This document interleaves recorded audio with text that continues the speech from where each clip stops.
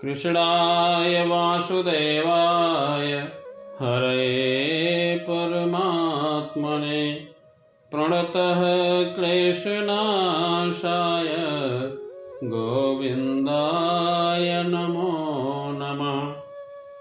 जय श्री कृष्ण।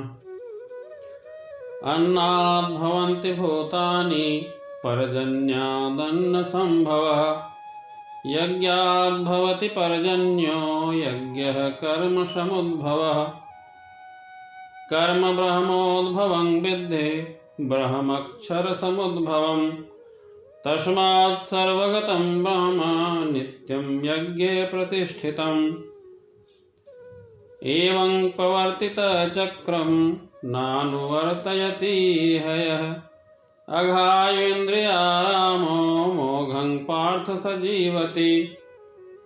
अर्थात सभी प्राणी अन्न पर आश्रित हैं जो बारिश से उत्पन्न होता है, वर्षा यज्ञ से होती है और यज्ञ नियत कर्मों से उत्पन्न होता है। वेदों में नियमित कर्मों का विधान है और ये वेद साक्षात श्री भगवान से प्रकट हुए हैं। फलतः सर्वव्यापी ब्रह्म यज्ञ कर्मों में सदा स्थिर रहता है। हे प्रिय अर्जुन, जो मानव जीवन में इस प्रकार वेदों द्वारा स्थापित यज्ञ चक्र का पालन नहीं करता, वह निश्चय ही पापमय जीवन व्यतीत करता है।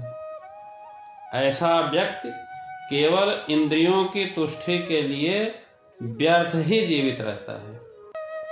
श्री भगवान कहते हैं, जो यज्ञ पुरुष अथवा यज्ञों के भोक्ता कहलाते हैं, सभी देवताओं के स्वामी हैं श्री भगवान, और जिस प्रकार शरीर के अंग पूरे शरीर की सेवा करते हैं, उसी तरह सभी देवता श्री भगवान की सेवा करते हैं।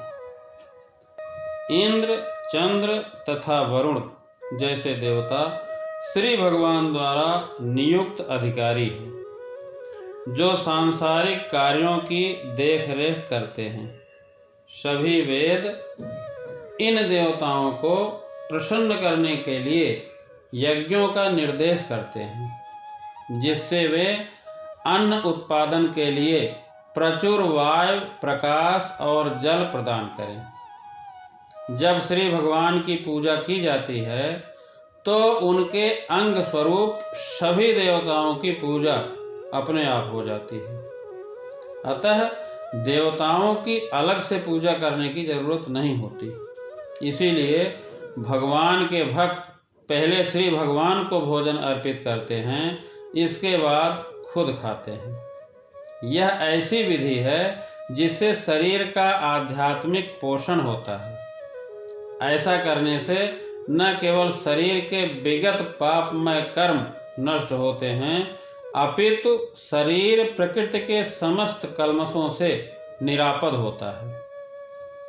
जब छुआछूत का रोग फैलता है तो इसके आक्रमण से बचने के लिए रोगाणुरोधी टीका लगाया जाता है। इसी प्रकार श्री भगवान को अर्पित करके ग्रहण किया जाने वाला भोजन हमें भौतिक संदूषण से निरापद बनाता है, और जो इस विधि का अभ्यस्त है वह भगवान का भक्त कहलाता है। अतः जो भगवान को अर्पित किया गया भोजन करता है, वह उन समस्त जो भौतिक कष्टों का सामना बड़े आराम से कर लेता है। अन्न अथवा साग वास्तव में खाद्य है। हर मनुष्य विभिन्न प्रकार के अन्न, साग, फल इत्यादि खाते हैं, जबकि पशु इन पदार्थों के उच्छिष्ट को खाते हैं। जो मनुष्य मांस खाने के अभ्यस्त हैं, उन्हें भी साग सब्जी के उत्पादन पर निर्भर रहना पड़ता है। अतः हमें खेतों के उत्पादन पर ही आश्रित रहना है। अतः भोजन के अभाव से बचने के लिए यज्ञ और विशेष रूप से इस युग के लिए नाम जप भी करना चाहिए। तो यदि हमें यज्ञ पुरुष भगवान विष्णु के परितोष के लिए कर्म करना है तो हमें दिव्य वेदों से कर्म की दिशा प्राप्त करनी होगी। अतः सारे वेद कर्मादेशों की संहिताएं हैं। वेदों के निर्देश के बिना किया गया कोई भी कर्म विकर्म या अवैध अथवा पापपूर्ण कर्म कहलाता है। अतः कर्म फल से बचने के लिए सदैव वेदों से निर्देश प्राप्त करना चाहिए। जिस प्रकार प्रजा को राजा के निर्देश पर कार्य करना होता है, उसी प्रकार भगवान के परम राज्य के निर्देशन में कार्य करना चाहिए। सर्वशक्तिमान होने के कारण श्री भगवान अपने श्वास के द्वारा बोल सकते हैं। अपनी प्रत्येक इंद्रिय द्वारा अन्य समस्त इंद्रियों के कार्य संपन्न कर सकते हैं। भगवान प्रकृति पर दृष्टिपात किए और समस्त जीवों को गर्भस्थ किए। इस प्रकार प्रकृति के गर्भ में बद्ध जीवों को प्रविष्टि करने के बाद उन्होंने उन्हें वैदिक ज्ञान के रूप में आदेश दिया, जिससे वे भगवान के धाम वापस जा सकें।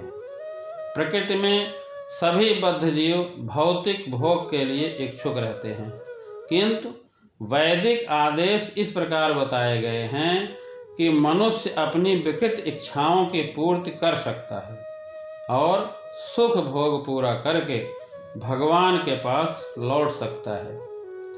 बद्ध जीवों के लिए मुक्ति प्राप्त करने का यह सुनहरा अवसर होता है।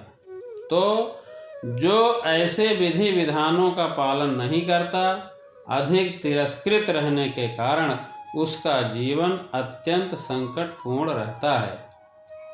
अतः मनुष्यों को चाहिए कि वे आचार संहिता तक ही अपनी प्रगति को सीमित न करें, अपितु उसे पार करके पूर्ण भक्त बन जाएं। जय श्री कृष्ण।